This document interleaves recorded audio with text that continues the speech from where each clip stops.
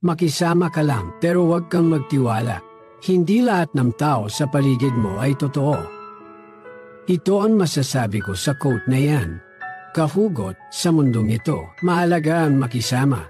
Pero tandaan mo, hindi lahat ng ngiti ay totoo, at hindi lahat ng kamay na inaabot ay may malasakit. Yan ang realidad na kailangan nating harapin. Unahin natin, bakit kailangan makisama? Simple lang kahugot. Tao tayo, at bahagi ng ating pagiging tao ang pakikipag-ugnayan sa iba. Sa trabaho, sa eskwela, kahit sa simpleng pagpila sa tindahan, kailangan nating makisama para umusad ang buhay. Pero, habang ginagawa mo yan, mahalaga rin na mag-ingat. Hindi lahat ng tao may mabuting intensyon. May iba dyan, nakaniti sa harap mo, pero pagtalikod mo, iba na ang kwento. Isipin mo, paano mo balansehin ang pakikisama at ang pag-iingat? Unang-una, maging mabait ka pero hindi sobra. Ibig sabihin, okay lang tumulong, makinig at magbigay ng suporta, pero huwag mong kalimutan na may hangganan ang lahat. Hindi mo kailangan ibigay ang lahat-lahat, lalo na kung sa uli, ikaw rin ang mawawalan. Tandaan kahugot, matuto kang mag-observe. Yung iba kasi, magaling magpanggap. Kaya habang nakikisama ka, matuto kang magmasid. Tingnan mo kung paano sila kumilos hindi lang sa'yo kundi pati na rin sa iba.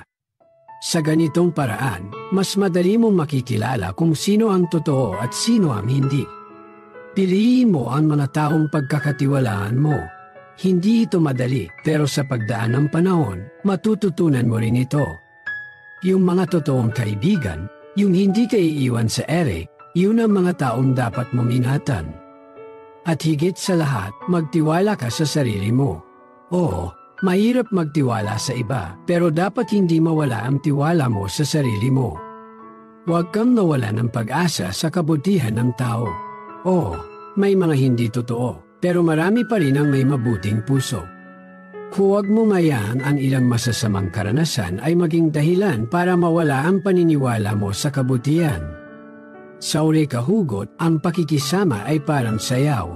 Kailangan mong matutunan kung kailan ka lalapit at kung kailan ka lalayo.